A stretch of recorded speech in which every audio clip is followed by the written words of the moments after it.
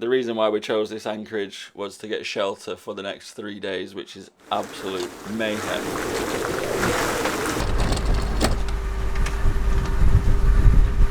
Oh, it's just jammed on the... No worries.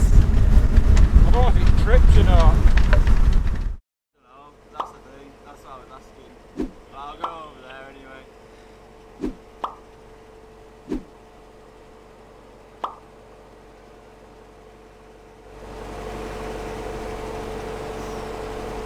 It's a very posh marina, so I'm more afraid.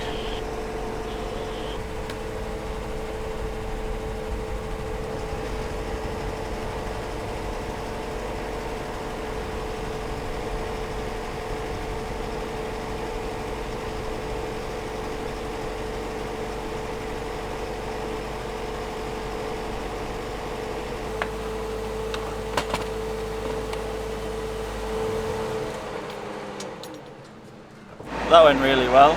We're really surprised with the amount of noise that's going on in this marina. I think it's mostly a charter marina. They are making a killing. I guess it's like an overspill for the cheaper marina in Palma. Well, 260 for 2 nights. I know we keep moaning about it, but that's the price. It's funny. It's just funny how it works. But you know, if you pay €100 for a marina, you would expect it to be pristine. But we'll check out the facilities and what they have. They have a swimming pool. Yeah, interesting. Very interesting.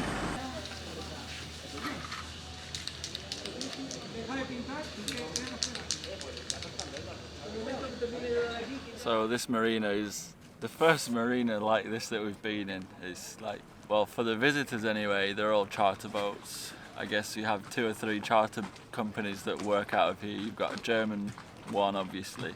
Everyone here is German.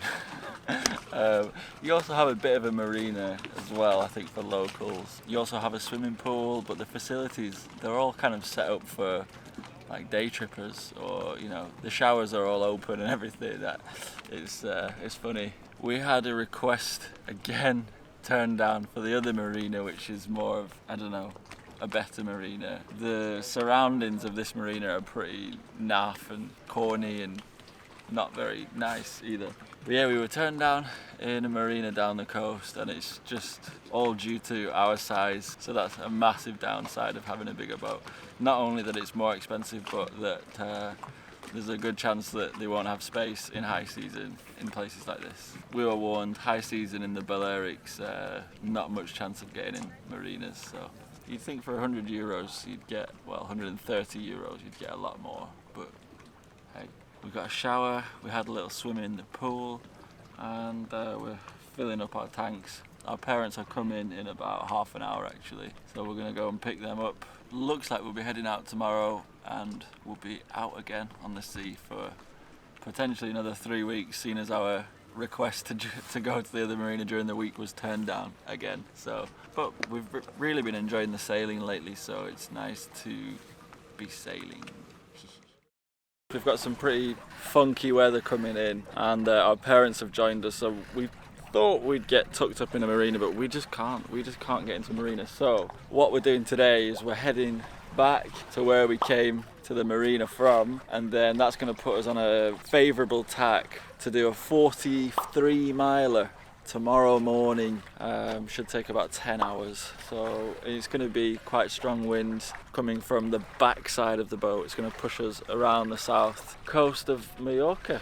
Anyway, very, very calm conditions, very little swell, and we've probably only got about 7 knots of wind, and we're going upwind, but we're almost on course. So yeah, Mum and Dad are here now. They're very excited to do some sailing. They love it. They come from a motorboating background, but they're tasting it. Oh, tasting sailing. They love it. So it's the next day. We're now heading around to the kind of southeast side of Mallorca. Really, really rolly night in the anchorage. Loads of swell coming through. The swell's coming through from Gibraltar and the Gibraltar Strait and the Atlantic. And we've got about 10 knots of wind, so the sails are filled, but we're probably only doing about 3.5 knots with the sails up, no engine, so we've got the engine just kind of lightly ticking over, and it's just giving us like an extra, well, we're going about 5 knots The wind's going to fill in from the backside a little bit later on, just to make a bit of headway. We've got the engine on. It's a little bit swelly and it's not very comfortable, but this is it with the med. I mean, the swells are so short that it just stops the boat dead. If we didn't have the swell, we'd be good going at 4 or 5 knots without the engine. It's nice to see Dad enjoying the fruits of his labour. The engine doing really well, as usual. Now starts first time every time. Amazing job. Well, it's good. It's going to be about 10 hours, so no real need for shifts. We'll just be, we'll all be up. Like I said, there's a lot of winds, a lot of wind out there. As it hits Mallorca, it just dies down. So we've got the swell, not really the wind. So we're sailing now, actually at 4-point-something knots. It feels so slow because it's just so wobbly. We're wobbling around loads. What is going on with this autopilot?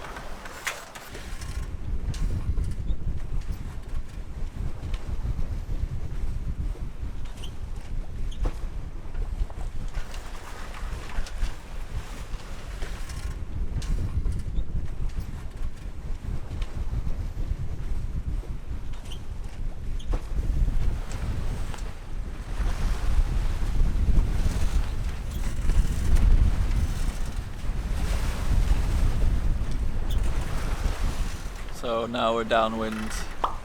I rolled a bit of the jib in because we were absolutely steaming and I got scared. But we're doing like a good 5 knots. We were doing 8 with 15 knots behind us, and because we're on a run, we're not even broad reach at the moment, so just for safety, rolled in a bit of jib.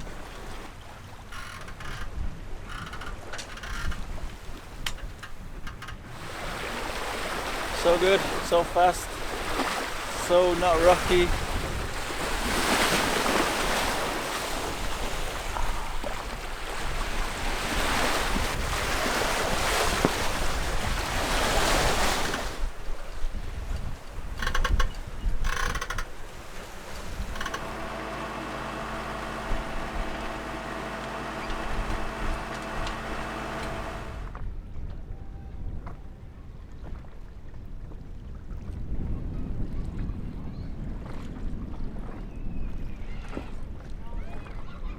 Yesterday we started here on the kind of southwest western tip of Mallorca through lots of uncomfortable swell. We sailed to here. We actually motor sailed to this point so that we could make 5.5 knots. Then the wind picked up nicely, but it was very swelly. We came around this cap and then we jibed in what was an absolute beautiful sail to Port Colum. So we came in here, we had a look around here, there was no real space to anchor, so we came here where it's about 2 meters depth. The reason why we chose this anchorage was to get shelter for the next 3 days, which is absolute mayhem. It's actually forbidden to anchor in the whole of this bay, but there is 2 little spots here and here which have been allowed. It's to protect the seagrass, but there's no seagrass growing here or there, so we chose this spot. We have some very, very heavy wind coming in from the north, which is up here tomorrow. Thunderstorms, rain, all that stuff. So this is the outlook for the next few days.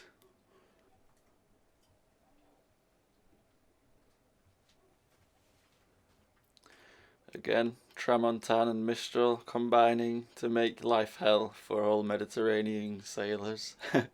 It's such a powerful wind. But actually that all originates out in the Atlantic. So if we go back and look at the bigger picture, actually these mistrals and all this weather is caused by big low pressures in the Atlantic. So essentially what happens is that wind comes across and gets funneled down between the Alps and the Pyrenees. Funny that, isn't it? So because of the proximity to that little rocky shelf there, we may pick up a mooring buoy, because with the wind shifting a little bit, because we will be quite close to there. We don't know, maybe it's better safe than sorry, but we'll see. Anyway, in the meantime we've got loads of little things to keep ourselves occupied.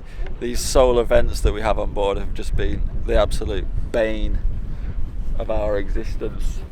Leaky, they don't even work. When they do work, they're so loud and horrible. The reason why they're leaky is I think the old O-rings or the old seals, they're just knackered. So they've been stood on obviously, and this was supposed to seal them. That's all gone like that, so I think I'll just tape them up for the storm because we don't have much time left.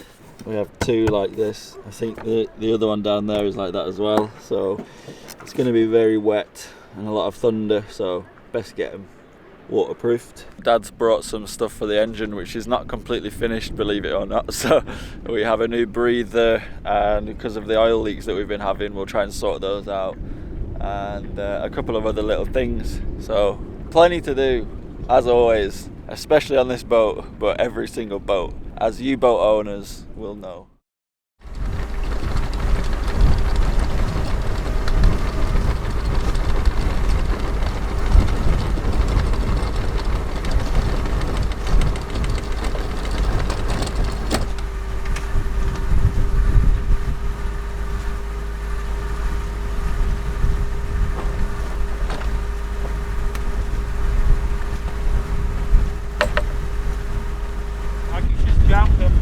No worries. I don't know if it tripped or not.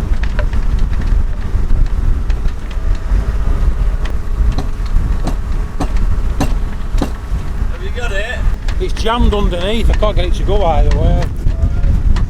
Try and steer us. I don't know. We're drifting up and down there.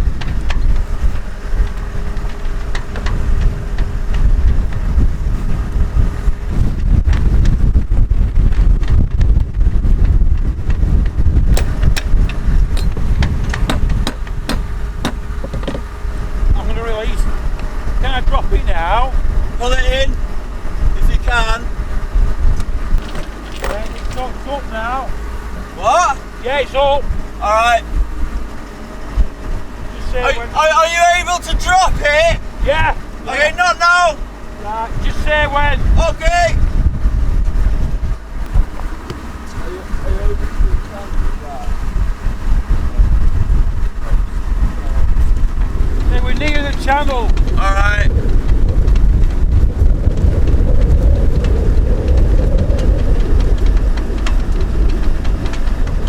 I'm just gonna spin round. Right. Alright, Dad, I think. Drop it here. Wait 1 sec. Yeah, just drop it here, I think. Right, okay.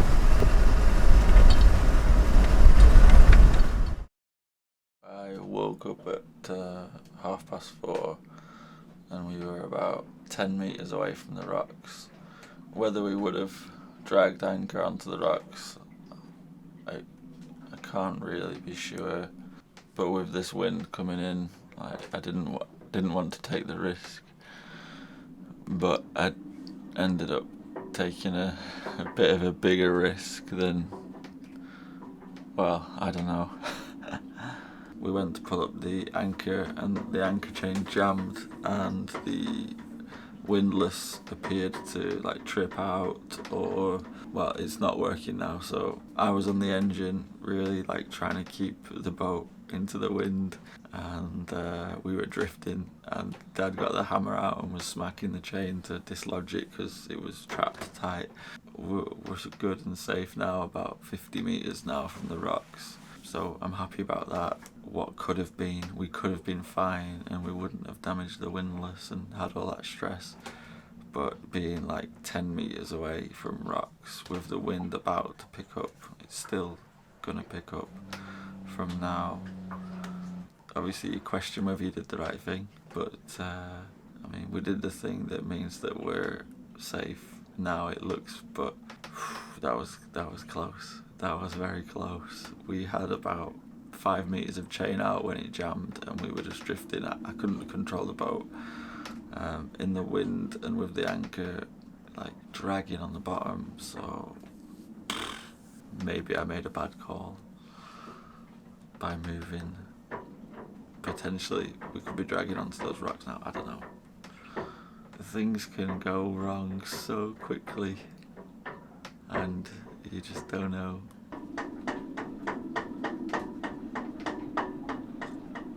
Do you think we did the right thing? Yeah, of course. The anchor alarm went off and our distance was 35, and the distance on the anchor line was 40. So we went 5 meters out. Yeah, so it's definitely dragging. I just feel like unsettled now because it might happen again.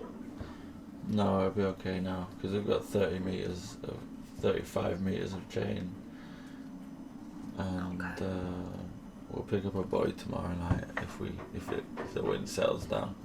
Yeah.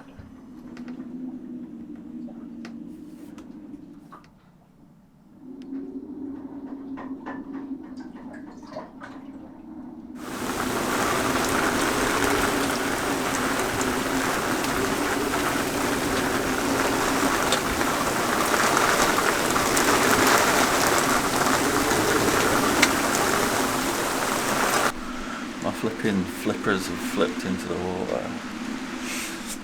I think we're holding. So glad that we moved now because that was insane. Hashtag boat life. 10 minutes of storm. This is about, 500 milliliter of water. I'm doing this is trying to protect the splash. My duct tape fix didn't work. No. I think it's because it's too forceful, the rain, so it escapes the rim and then comes in from up. Check out this poor guy.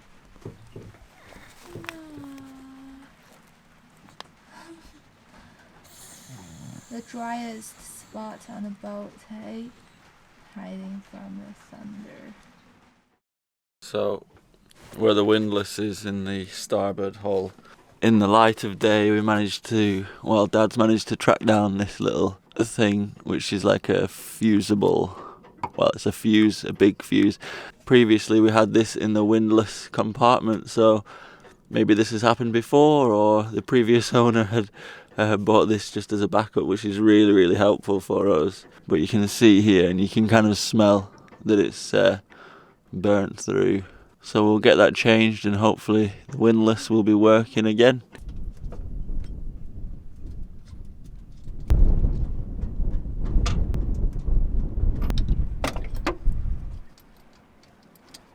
I'm not going to get an electric shock, am I?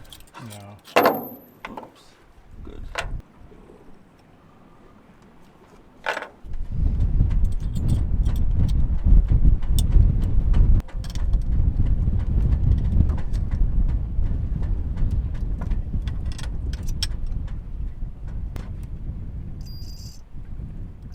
Nice.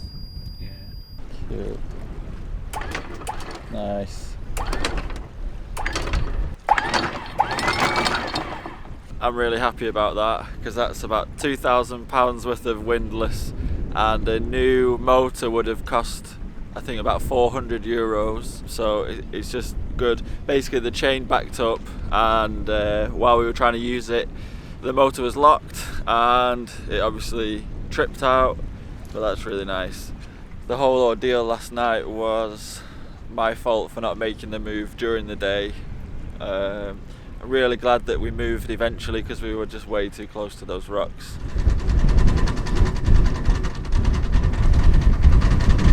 But yeah, glad the boat is still alive and well.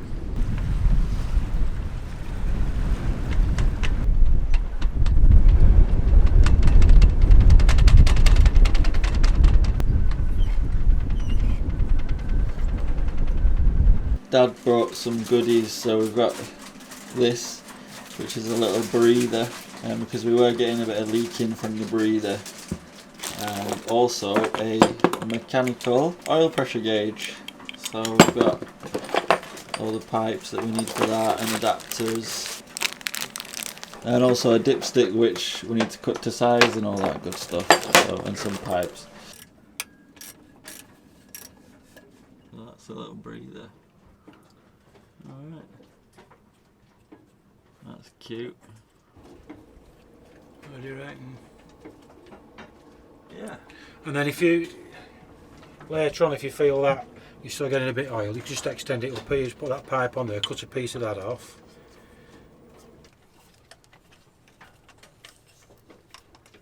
That'll stop any oil mist coming out. It should, from the filter here, it should still suck in any actual fumes. We can always extend it out a bit if need be, if it wants to be a bit further out. Just with one of these, but we'll just see how it goes for now. I think it'll be alright. Just stops, just tiny bits, droplets of oil. Yeah.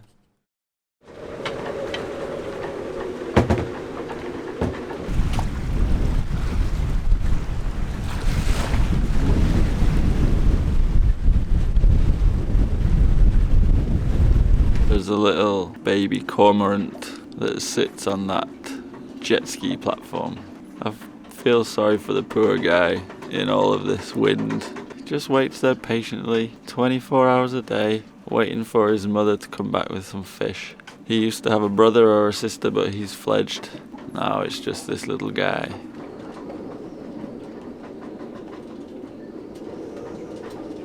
So while we were sailing down here, we were going downwind coming into this bay, and I forgot to loosen the boom vang or kicker or whatever you call it. The little fitting on the boom has popped off. 2 of the rivets have come out. Anyway, that fitting is going to need bending back into place. We're going to drill out these aluminium rivets, and we've also got some what are called monol rivets, which are incredibly strong. And I think they're an alloy between aluminium and stainless. I might be wrong about that, but yeah, so we'll get all that sorted.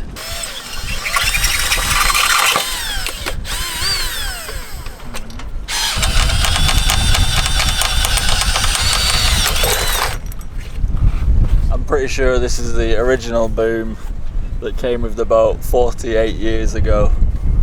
Look at that. Any ideas how we make that nicer? Just pop a few rivets in. Apologies for the wind noise. It's been the 3rd day of really strong winds. Hopefully it's not coming through too much on the microphone. There was a boat out there, a yacht, a sailing boat, which dragged anchor all the way into the channel. Me and my dad got into the dinghy as we saw him disappear across out of the sight of that land. But we got around the headland and we saw that he was okay. We also called the port here and said there's a yacht in distress. They didn't care. They said, well, what do you want to do? What do you want us to do about it? We called Channel 16. I don't know if we were a pain in the ass to them. They didn't respond. Maybe the VHF isn't working properly. But anyway, he managed to sort himself out, and yeah, just goes to show that people do drag anchor. It happens a lot, especially, well, I don't know, especially in the Med, but you know, you get a lot of really strong winds, and it's mostly the Mistral in France that causes it. Pain in the ass.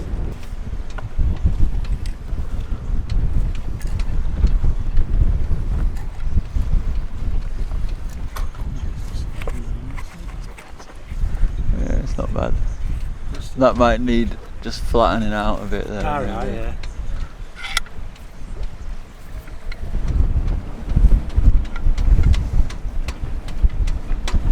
So we have some isolating compound, but it's almost done. So I'm going to have to slice it open to get everything out. These rivets are incredibly heavy duty, and really you should have a much bigger rivet gun, but this is what we've got.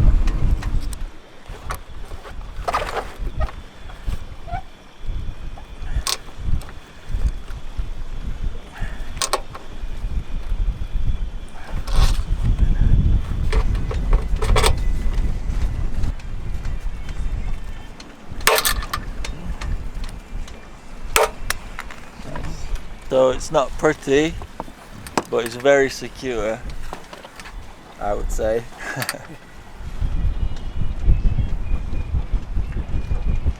In true cowboy fashion. Dad brought some stuff for a dipstick for the engine because we'd lost it, but we found that it just didn't fit. That may or may not have been due to my terrible measuring, but anyway, Dad went out to the local DIY store and picked up a toilet roll holder. We're going to cut this up. I think what is the idea, just to cut it here, that for the handle, and then you've measured it up roughly, and then make a oil dipstick out of this toilet roll holder. Genius for a cowboy.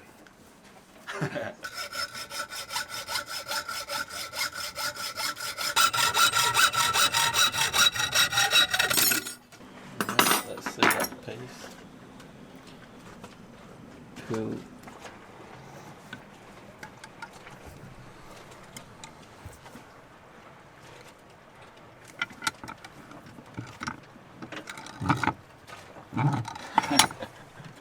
And what we'll do, we'll measure it, but we'll put a crank in it there, so it's only go so far down. So if we put that into there. So that's the oil level now, and you think that's yeah, going to be the low? I thought what we'll do, I'm just going to measure it with this straight piece, and then I'm going to mark it on here where it needs to be. Cool. Just measuring up from where the oil pickup pipe is in the bottom of the sump, putting that down it and marking it. This is the finished dipstick. So, well, Dad's crimped a little washer up there. We've got some self-amalgamating tape. That's just to bring the diameter up, just to seal it really. Nice job.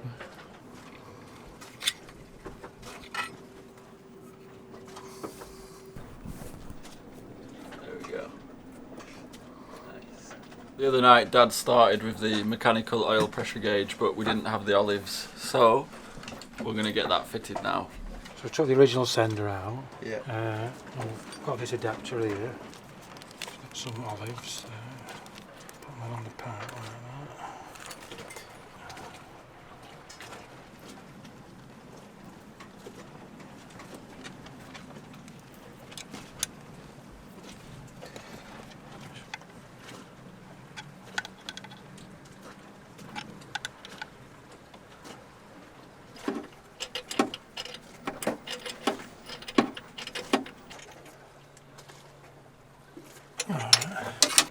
So this is apparently off an old Volkswagen, and we're hoping that we get more than 1 bar, because on our electric one we get about one bar, but we'll see.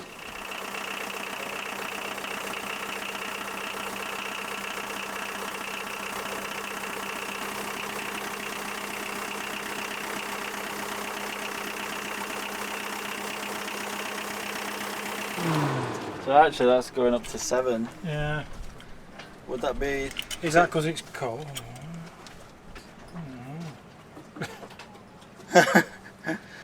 We've got pressure there, haven't we? 7 bar. That seems too high to me, that. What do you think of that, Yoshi? 7 bar. Once again we're left scratching our heads as to why on earth. Well, we're scratching our heads due to the oil pressure. One gauge says it's too high, one gauge says it's too low, the other one says it's very high as well, so. But at least we're getting good pressure. High pressure is better than low pressure, and you said also potentially the plastic pipe is too thin. Well, but it shouldn't be, because no. So Dad just said that's the pipe that it came with, so it's a flipping mystery. Thank you very much everyone for watching. We hope you've enjoyed this video. If you did, we would massively appreciate a little cheeky like, a comment, a subscription. It's all free. And also as well, thank you so much to everyone who's been to our coffee and PayPal. Without you guys, we couldn't do all this. We couldn't make these videos. We couldn't travel for as long as we have done in this way. So thank you so much to you guys too. And yes, next week, lovely sailing in beautiful Mallorca, apart from the really touristy bits, but apart from that it's really nice, really lovely. See you there Friday on Wildlings Sailing YouTube channel. See you later.